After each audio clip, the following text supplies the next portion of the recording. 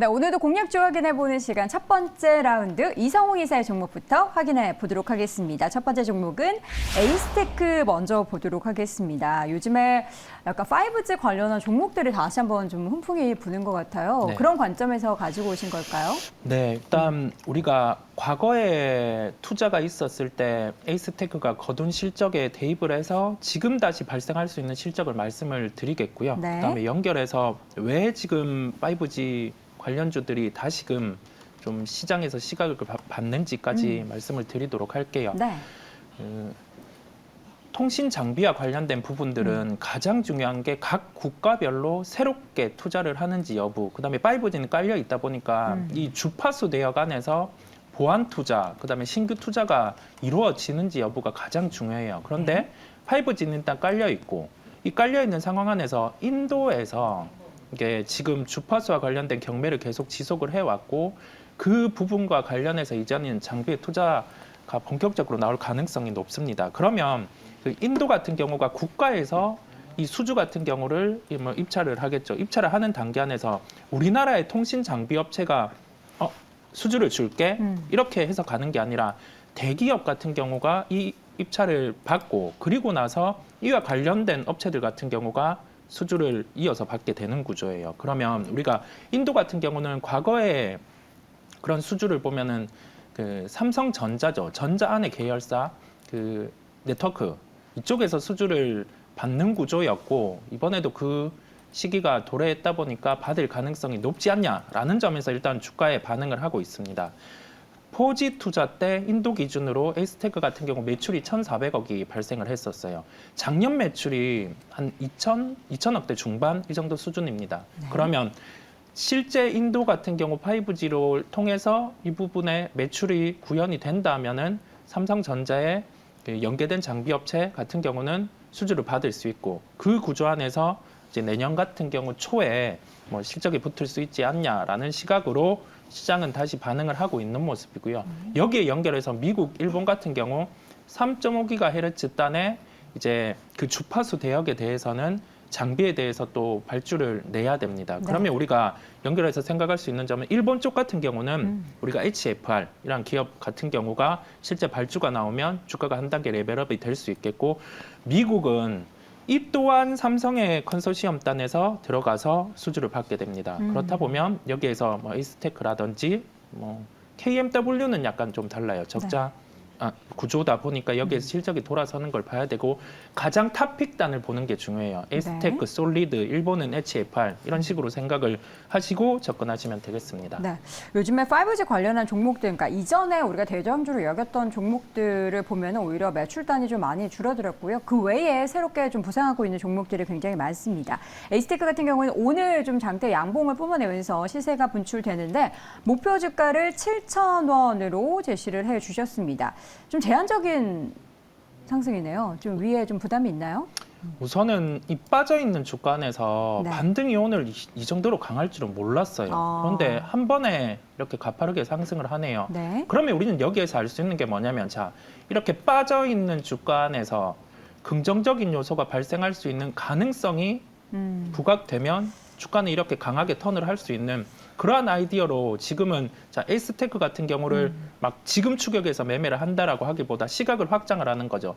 빠져있는 주식들 안에서 조금은 달라질 수 있는 요인의 기업들을 찾아서 매매에 대입하면 짧게는 이런 식 10% 이상의 수익을 볼 수 있는 그러한 아이디어의 확장으로 대응을 하시면 되겠습니다. 그럼 목표 주가를 상향 조정은 안 하시겠습니까? 네, 일단 동일하게 가고요. 네. 뭐 오늘 같은 경우 뭐 아침에 매수 기회가 있었는데 그렇지 못했다고 하면 뭐 알겠습니다. 지금의 추격은 아니라는 점으로 네. 말씀드립니다. 알겠습니다. 지금 15%대 급등을 하기 때문에 좀 제한적으로 이 종목에 대해서는 현재 구간보다 조금 낮은 구간에서의 접근 전략까지 함께 체크해 보도록 하겠습니다. 자, 이어서 김민수 대표의 종목 확인해 보죠. 율촌화학 보도록 하겠습니다. 율촌화학은 지금 보니까 주가의 움직임이 이제 시작인가요? 약간 계속 박스권에 있다가 좀 시세를 내고 있는 것 같습니다. 네, 아닙니까? 주식 잘 보시네요. 네. 일단 율촌화학을 볼 때 저희가 아는 게 그냥 농심 계열입니다. 아. 농심 계열에서 라면 포장지 만들던 회사. 이게 확장되다 보니까 안정적이겠네요. 그렇죠. 안정적이고 꾸준하게 나오는데 마진은 뭐 상대적으로 그렇게 크진 않을 수 있습니다. 근데 업력이 오래되다 보니까 회사에 쌓인 돈도 많겠죠. 네. 그걸 이제 어느 쪽으로 가느냐라는 부분이 중요한데 그 중에 하나가 유가가 하락하게 되면 이렇게 지금 이 폴리프로필렌을 가지고 이 포장지를 만든다라고 네. 했었을 때 원가의 하락 요인들이 나오기 시작하겠죠. 유가 하락에 수혜줍니다. 네. 그런 쪽과 지금 최근에 나오고 있는 또 그밖에 뭐 필름 관련된 쪽도 여러 가지를 하는데 이게 다 결국에는 초기에는 포장재 만들다가 약간 전자재료 쪽으로도 넘어가는 분위기가 나오는데 필름을 잘 만들다 보니까 우리 이쪽도 하면 되겠어라고 떠오른 분야가 이 배터리 파우치 필름입니다. 그러니까 배터리를 감싸는 얇은 필름들 이걸 만드는데 이게 원래 일본 쪽에서 만들다가 우리가 국산화 하겠다라는 쪽에서 상용화 성공했고요. 그리고 하다 보니까 계약이 큰 게 나왔죠. LG에너지 솔루션으로 내년부터 한 6년 동안에 즉 LG에너지 솔루션의 그 얼티엄 세일즈라고 있죠. 네. 이쪽과 같이 납품을 하겠다. 규모가 1조 4천억 정도 됩니다. 네. 이게 공시가 나온 다음에 그때 주가는 크게 흔들렸는데 그다음에 꾸준히 올라가는 거는 그러면 진짜 설비 투자해? 했더니 11월 달에 설비 투자 공시가 나왔습니다.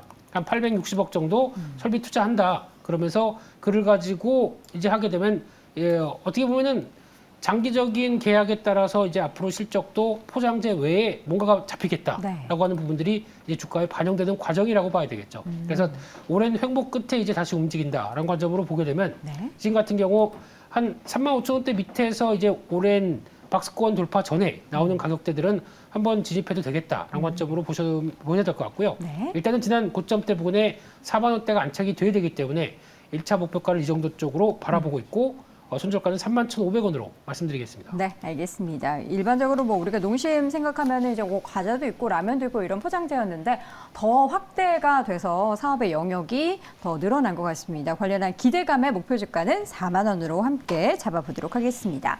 자, 두 번째 라운드로 넘어가 보도록 하겠습니다. 이성웅 이사의 정보 M 플러스 볼 텐데요. 이차전지 요새 보니까 장비주들 꽤 많이 가지고 오시네요. 네네. 장비주를 봐야 되는 게 내년부터는 그 배터리 셀 업체 같은 경우가 이제 라인에 대한 효율을 올해는 계속 강조를 해서 추진을 네. 했다면은 이제는 들어온 수주를 바탕으로 들어올 수주를 바탕으로 이 부분을 더해서 이제 라인을 깔아야 됩니다. 네. 그러면 장비 발주가 나올 거고 이 부분이 올해 같은 경우 장비주의 주가 특성 같은 경우가 발주가 나오고 이게 공시가 되면 주가는 빠졌어요. 왜냐하면 연속성이 없다 보니까. 그런데 내년부터는 좀 달라지는 구조긴 한데 2차 전지 주가 빠지고 있습니다. 그러면 여기에서 조금은 시각이 달라질 수 있겠죠. 우리가 예전에 장비주들이 수주 나오고 2차 전지 빠질 때 주가가 더 약했다고 하면은 지금 절대 주가가 이런 식으로 빠져 있는 종목들 같은 경우는 덜 빠질 거고 여기에 대해서 수주가 나오면 반등이 더 빠르게 나올 수 있습니다. 그러한 가격 특성을 중심으로 한번 볼게요.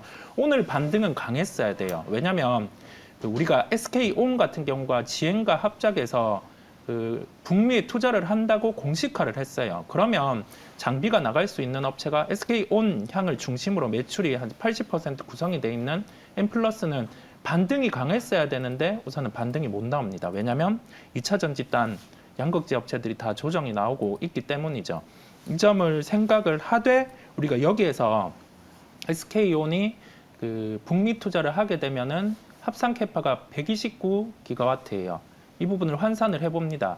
라인을 깔면 여기에 대해서 장비가 한 60대 정도 나가고 매출이 발생할 수 있는 부분이 환산하면 5천억 원 정도 돼요. 그런데 이 5천억 원을 다 받는 게 아니라 경쟁사 같은 경우에서 좀 나눠주는 측면도 있다 보니까 추정할 수 있는 건 한 3천억 원대 중반입니다. 그런데 자, 3천억 원대 중반 같은 경우 실적이 나오고 연간으로 보통 많이 나와도 한 2천억이 나왔던 기업인데 그러면 한 5천억 원 정도의 매출이 발생하는데 주가는 급등해야 되지 않냐라는 논리로 말씀을 하실 수 있는데 그런 구조가 아니라 장비에 대해서 납품을 받으면 이게 1년에 그냥 한 번에 매출 인식을 다 하는 게 아니라 연간으로 나누고 처음에 발주를 받고 초기에 얼마, 중기 납품 중간 단계에서 얼마, 최종적으로 얼마 이렇게 비율이 3대1 정도, 중간이 더 넣고 3대1 정도로 나눠서 나가게 돼요. 그렇다 네. 보니까 그 구조를 생각을 했을 때 내년에 연간으로 플러스 될 수 있는 매출은 한 1,500억 정도, 이 정도의 가능성을 열어두고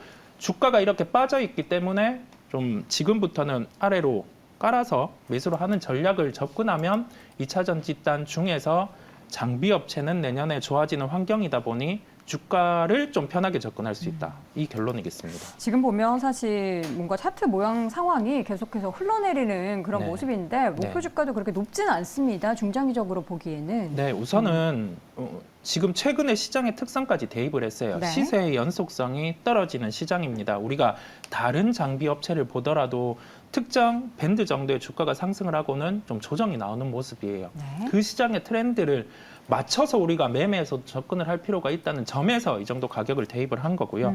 매수가는 11,700원입니다. 네. 지금 가격에 추격을 하실 필요가 없어요. 충분히 아래 가격에서도 잡을 수 있는 환경임을 강조를 드리고 목표가는 14,500원을 말씀을 드리겠습니다. 네, 알겠습니다. 자, 이어서 김민수 대표의 마지막 공략주 확인해 보겠습니다. 이번에도 뭔가 소재 관련된 해서인데 2차 전지 쪽도 같이 포함이 됩니다. 아모그린텍. 사실 아모그린텍이 굉장히 좋은 흐름을 보였잖아요. 근데 오늘 네. 전반적으로 같이 좀 심리가 무너지면서 장대 음봉 보이고 있습니다. 네, 이런 때가 될 만한 회사의 2차 전지 소재 쪽은 또 봐야 될 매수할 때가 때다. 아닐까. 예, 그런 관점에서 하나 보고 있는 상황들인데요. 네. 특히 이 회사는 말씀하셨듯이 소재 관련된 쪽 여러 가지 흐름들하고 뭐 부품 관련된 쪽도 있는데 그쪽에 이제 ESS 쪽도 같이 나가다 보니까 뭐 친환경 이쪽도 영향을 끼치는데 가장 중요한 게 이 회사가 하는 게 우리나라 최초로 네. 그리고 또 글로벌 세 번째로 고효율 자성 소재를 개발했습니다. 이게 전력 관련된 쪽에서는 전자기장이 상당히 중요하겠죠.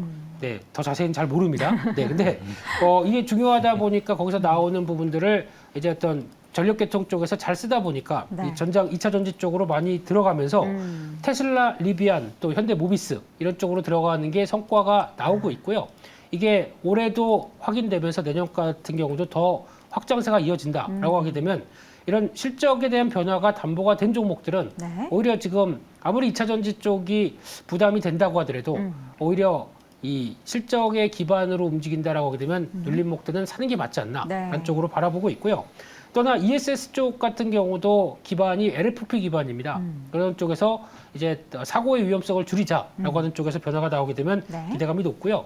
그래서 올해 영업이익이 한 160억대, 내년이 한 270억대 네. 확장세로 나가게 되면 기대 높다고 봐야 될 것 같고요. 네. 지금 주가도 이 정도 부분이라고 하게 되면 한번 눌림목 쪽에서 한번 자리 찾는 전략 쪽에서 목표가 한 2만 원대, 네. 손절가 14,000원으로 바라보겠습니다. 알겠습니다. 마지막 종목은 아모그린텍으로 정리를 해보도록 하겠고요. 오히려 오늘 같은 눌림목 구간에서의 접근 전략에 대한 이야기까지 들어봤습니다. 자, 이렇게 해서 오늘 10시에 전세역전 4종목 확인해봤습니다. 글로벌 파트너스의 이성홍 이사, 레몬리서치 김민수 대표 두 분 함께했습니다. 고맙습니다. 네, 아직 전소역전하지 못하셨다면 지금부터 주목하시길 바랍니다. 오늘도 MBN골드 박준환 매니저와 함께할게요. 매니저님 안녕하세요. 네, 안녕하세요. 박준남 매니저입니다. 네, 상승분을 반납하고 있는 우리 시장입니다. 또 시장에 대한 고민을 어떻게 또 잘 풀어봐야 될지 궁금해지는데요. 오늘 장은 업일까요, 다운일까요?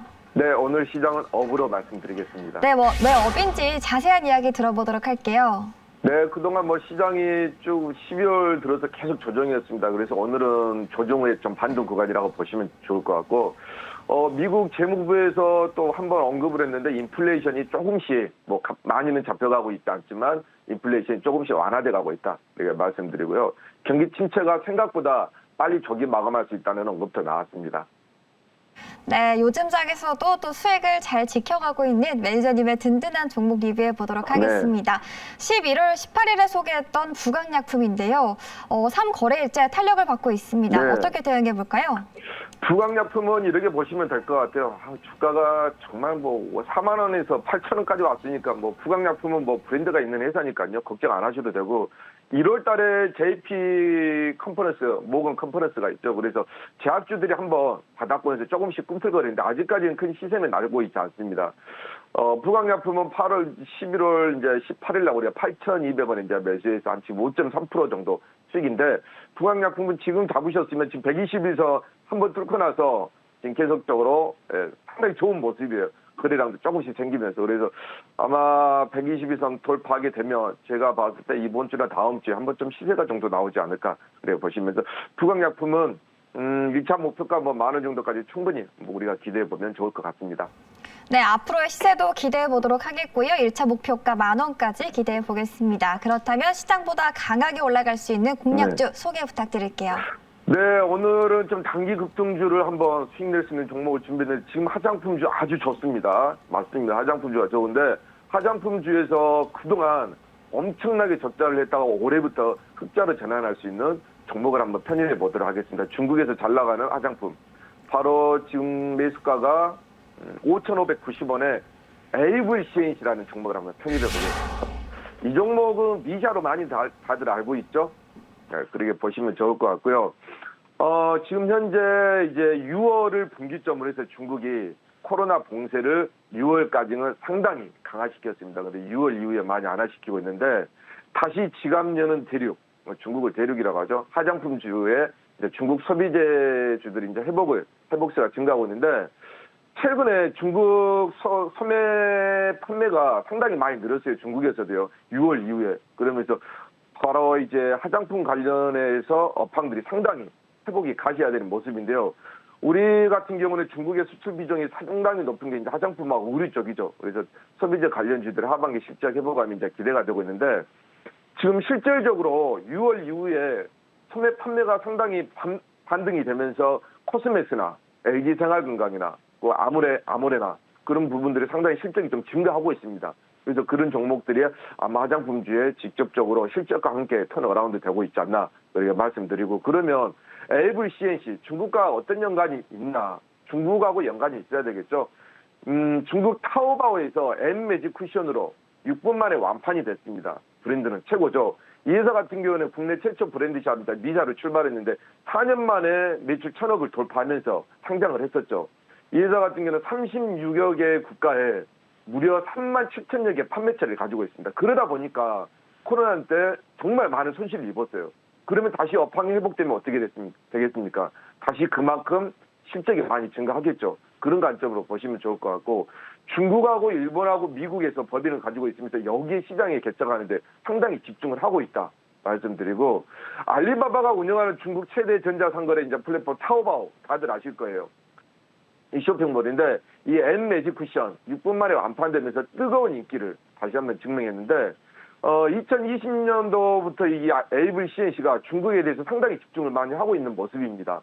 중국 최대 온라인 화장품 유통사의 릴리앤뷰티와 전략적 업무 협약을 체결하면서 온라인 채널도 마찬가지고 바이럴 마케팅도 강화하고 있는데 올해 지금 보면 실적 한번 재무제표 한번 보겠습니다. 4천억에서 무려 작년하고 재작년 2020년하고 21년 같은 경우에는 매출이 더 많이 줄었어요. 4천억에서 2천억까지. 영업이익도 되게 많이 손실도 되게 많이 나왔는데 이번 1분기부터 많지는 않지만 영업이익도 6억, 24억, 6억 계속적으로 증가하고 있고 그러니까 올해는 확실하게 흑자 전환하는 해이다. 그러면 내년도 더 기대가 되겠죠. 그런 관점에서 보시면 좋을 것 같고 한번 차트 한번 보겠습니다. 차트가 엄청납니다. 4만 원에서 8천원까지 내려와 버렸어요. 정말 엄청난 적자와 함께 내려왔는데 지금 이제 매수하는 입장에서는 상당히 더 좋은 구간이겠죠. 그래서 지금 좀 확대시켜 보면 120에서 맞고 떨어지고 맞고 떨어지고 지금 세 번째. 그러면서 어젠가 120에서 한번 뚫었습니다. 그죠? 예. 아직까지 큰 시세는 나오고 있지 않는데 그래서 1차 목표가는 120에서는 뚫으면서 거래량 동반하면서 저는 좀 코스메카 코리아처럼 수익을 꽤 줄 것으로 예상이 되는데 1차 목표가는 저희가 현재 8천 이블 시즌 지금 현재 5,600원 정도 되니까 1차 목표가는 제가 6,500원 정도 제시하도록 하겠고요. 2차 목표가는 제가 7,500원 제시하고 손절가는 4,500원 제시하도록 하겠습니다.